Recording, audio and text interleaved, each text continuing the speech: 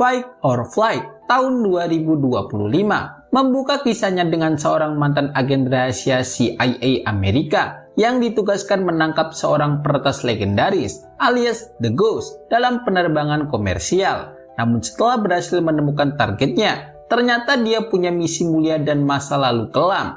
Terlebih, dalam pesawat itu juga ada para pemburu bayaran lain yang memburu The Ghost sekaligus dirinya. Hal itu membuatnya terjebak dalam pilihan, menjalankan tugasnya atau membelot demi menyelamatkan nyawa. Pertarungan pun pecah di udara dengan nyawa sebagai taruhannya. Apa yang akan terjadi selanjutnya? Langsung saja siapkan bantal, guling, dan tempat ternyaman kalian. Selamat menonton!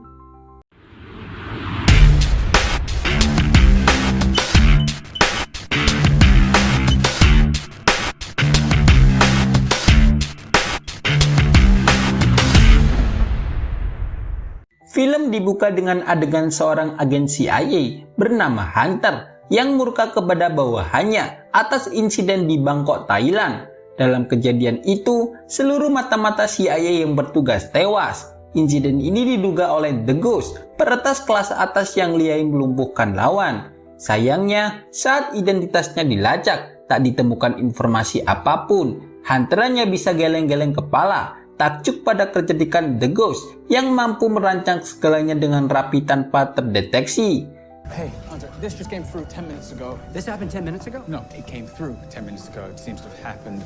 The Ghost dijuluki buronan kelas kakap CIA, bahkan dicap sebagai teroris karena sepak terjangnya yang berbahaya. Jadi kenal mampu membongkar berbagai operasi rahasia, baik legal maupun ilegal, di level internasional, termasuk perdagangan manusia dan perbudakan anak yang diduga dilindungi atau diabaikan oleh badan intelijen dan korporasi besar.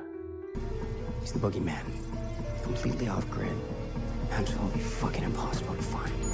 Takut dimarahi atasan karena dianggap gagal, Hunter memutuskan menyembunyikan kasus ini. Namun rencananya buyar saat atasannya, Catherine, tiba tepat ketika ia hendak bertindak. Wajah Hunter yang gugup tak bisa menyembunyikan kebohongan. Catherine yang curiga langsung menyelidiki dan akhirnya mengetahui bahwa The Ghost telah mengancam dominasi operasi CIA di Bangkok, Thailand.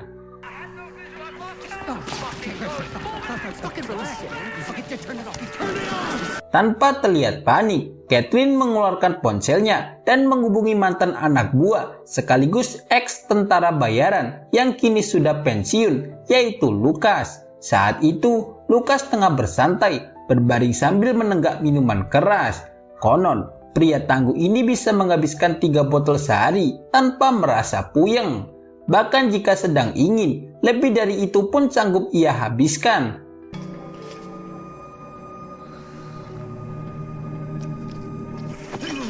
Aneh rasanya jika melihat Lucas yang masih muda sudah pensiun, entah apa sebabnya. Namun saat menerima panggilan, tubuhnya gemetar seolah trauma. Panggilan terus berdatangan, rupanya karena utang besar dari kebiasaan minum khamrnya. Tak lama, rentenir datang menagih. Lucas harus segera menghadapi mereka demi nyawa dan utangnya. I just can't fucking run anymore. I'm done. Setelah beres urusan dengan rentenir, Lucas akhirnya mengangkat telepon Catherine yang sempat marah karena merasa diabaikan. Catherine meminta bantuannya menangkap hacker bernama The Ghost. Lucas awalnya menolak karena sudah pensiun, tapi tawaran pembersihan nama dan uang miliaran membuatnya tak bisa menolak. Yes, now I can fix this. I can give you your life back. I can clear your name. I'm no longer bound by the agent. Lucas kini berada di Bandara Internasional Bangkok. Berdasarkan informasi Catherine, The Ghost akan naik pesawat menuju San Francisco. Namun Catherine tak bisa memberi ciri pasti karena identitas The Ghost masih misteri. Lucas hampir ditangkap karena paspornya dianggap palsu, tapi untungnya seorang petugas bandara langsung datang membantu.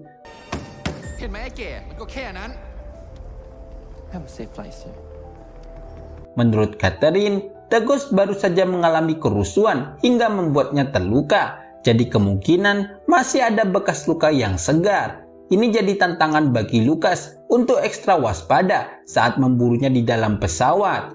Sementara itu, para pramugara dan pramugari sibuk memberi instruksi kepada penumpang. Lucas mendapat kursi kelas 1, tempat para penumpang kaya duduk.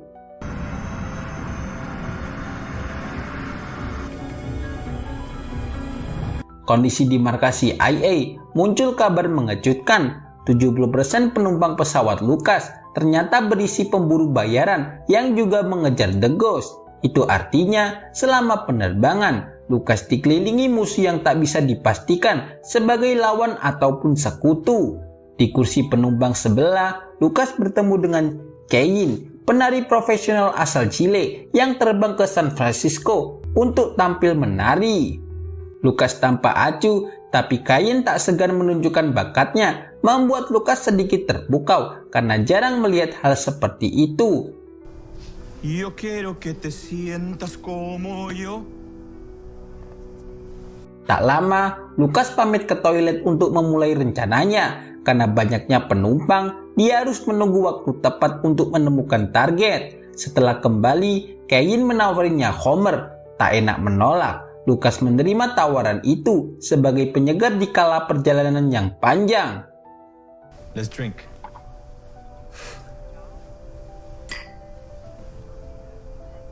Efek Homer membuat Lucas pusing seperti baru pertama kali minum. Cain membawanya ke toilet dengan alasan membantu pulih. Tapi ternyata Homer itu dicampur bius kuda lumping. Cain lalu menyerang Lucas, berniat mencekiknya. Namun Lucas yang ahli menghadapi mabuk segera melawan. Dalam pertarungan sengit, Lucas berhasil melumpuhkan Cain dengan tusukan benda tajam hingga tewas.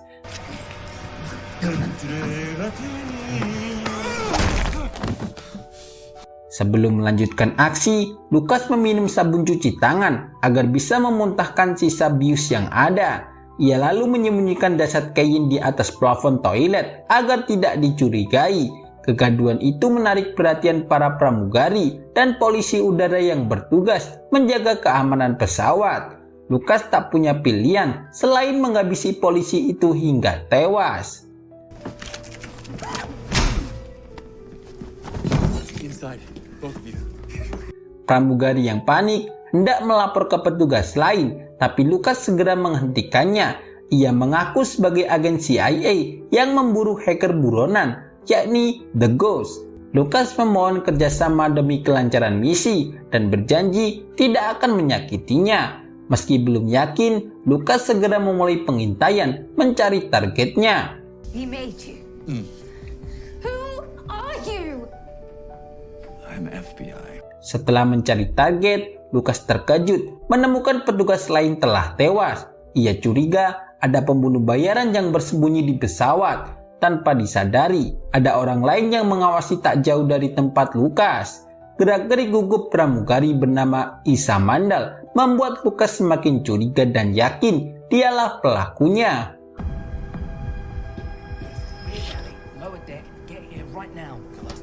What's up? Lucas teringat informasi terakhir Catherine. Mungkin saja Isa adalah hacker The Ghost. Kecurigaannya makin kuat saat tanpa sengaja Lucas melihat bekas luka basah di tubuh Isa. Menurut pemahamannya, tanda tubuh akan bereaksi dengan berkeringat setelah adanya luka segar. Lift up your shirt. Fuck you. Mendapat perilaku seperti itu membuat Isa menyangkal tuduhan Lucas dengan keras. Namun saat pembunuh bayaran yang bersembunyi muncul, Lucas langsung melawan dan mengalahkannya. Kejadian itu membuat Isa akhirnya mengaku dia memang hacker The Ghost. Masa lalunya yang kelam membentuknya dan kini dia ingin membalas dendam atas penindasan terhadap kaum bawah seperti dirinya. Job to do.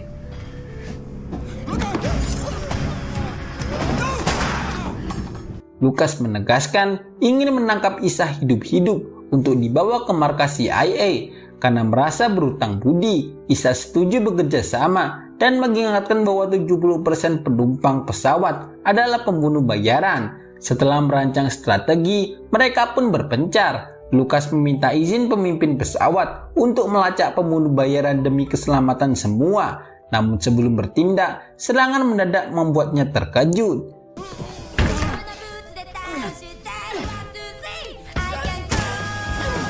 Ternyata itu adalah salah satu pembunuh bayaran yang menampakkan diri.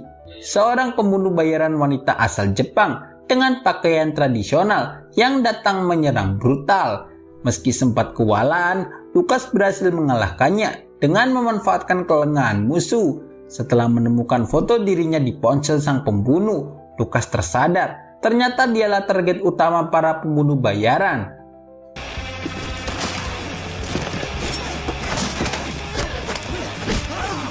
Apapun yang terjadi, yang terpenting Lucas harus mengalahkan para pembunuh bayaran dulu. Di markas CIA, Hunter terkesan dengan keahlian Lucas yang mampu menghadapi sebagian besar pembunuh bayaran sendirian, membuatnya ragu untuk terus meremehkan. Catherine menjelaskan bahwa Lucas dulunya adalah intelijen khusus yang ditugaskan menjaga pemimpin elit dunia. Detail overseas in Bangkok. He was detached as part of a team to babysit. Namun suatu kejadian telah mengubah segalanya. Saat bertugas dulu, Lucas tanpa sengaja melihat seorang gadis diperlakukan tidak adil dan dipaksa melayani kliennya. Karena tak tega, Lucas membela gadis itu dengan menghabisi kliennya sendiri. Baginya, setiap orang punya hak asasi dan tidak pantas mengalami diskriminasi, apalagi terhadap wanita. Tak boleh terjadi. Akibat itu, para elit dunia murka dan menjatuhkan hukuman, membuat Lucas menjadi buron hingga saat ini.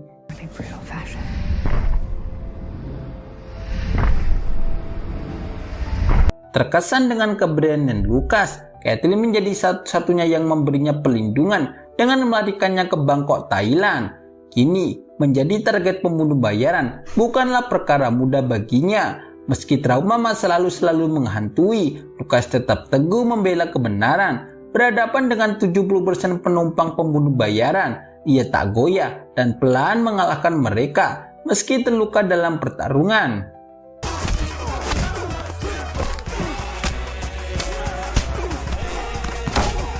Tiba-tiba, 3 wanita berpakaian tradisional Cina juga ikut menyerang Lucas yang sudah kelelahan dan kewalahan. Untungnya Isha datang menghentikan pertarungan. Ternyata ketiganya itu adalah ajudan yang menjaga keselamatan Isha selama penerbangan kali ini. Merasa bersalah telah melukai Lucas, Isha dan para wanita itu segera membawa Lucas ke kargo pesawat untuk diobati. You're gonna be okay. Saat Lucas diobati, Isha menjelaskan tentang superkomputer miliknya yang sangat penting untuk kelancaran aksinya. Dulunya, Isha berasal dari kaum bawah yang kerap diperlakukan tidak adil. Untuk membela kehormatan, ia menciptakan alat canggih ini agar bisa memberikan pelajaran kepada elit dunia yang berbuat semena-mena. Karena kecanggihannya, banyak elit mencoba mencari superkomputer itu untuk kepentingan pribadi masing-masing. The most powerful computer in the world would take about 1,000 years to break through current topping. Di sisi lain, Hunter dan Catherine berhasil melacak identitas The Ghost yang tak lain adalah Isha. Diam-diam, Hunter membocorkan informasi ini kepada para pembunuh bayaran lain agar target mereka diubah menjadi ke Isha. Ternyata, selain sebagai agen CIA, Hunter juga menjadi informan elit dunia yang dibayar besar untuk memburu musuh mereka. Keserakahan itu membuat Hunter tega mengkhianati rekan dan pekerjaannya. You were my first hire. You know why? Catherine tanpa sengaja mengetahui aksi bejat Hunter dan segera menemuinya. Alih-alih melaporkan, Catherine justru menawarkan kerjasama dengan janji merahasiakan kejahatan Hunter. Karena tertarik, membuat Lucas setuju, sehingga rencana menangkap Isha alias The Ghost akan lebih mudah terlaksana nantinya.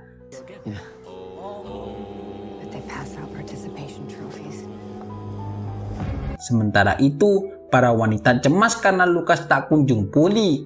Isha memberikan ramuan penguat stamina yang katanya ajaib.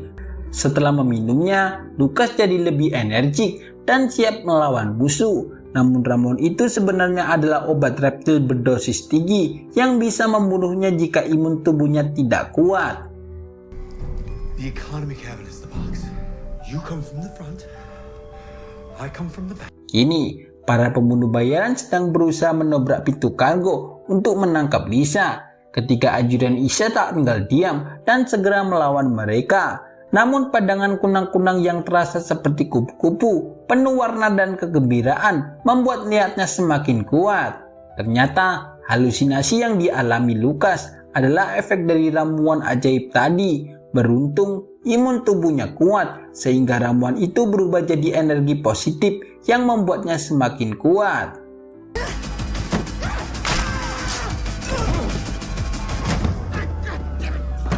Seorang musuh menembak membabi buta hingga kaca pesawat pecah, membuat pintu rusak dan beberapa penumpang tersedot angin kencang keluar.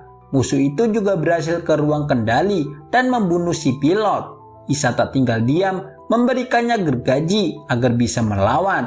Lucas pun mengalahkan musuh-musuh itu meski salah satu ajudan Isa tewas saat berniat melindungi keselamatan Isa.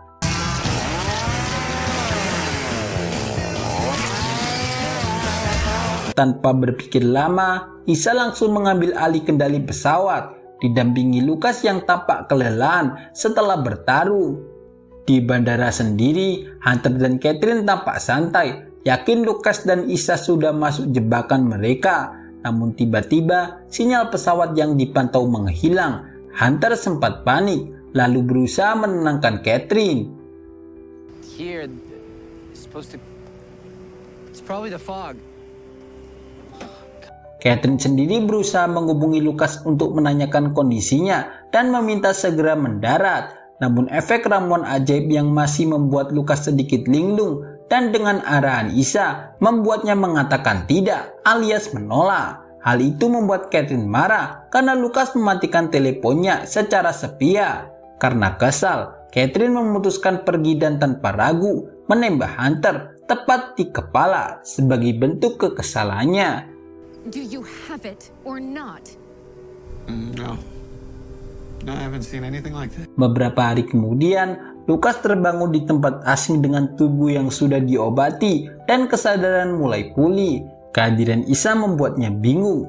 Isa menjelaskan misi mereka belum selesai. Kini, mereka berada di zona perang untuk menyelamatkan kaum tertindas. Lucas terkejut dan mengumpat. Lelah harus berjuang lagi setelah pertarungan melelahkan di pesawat.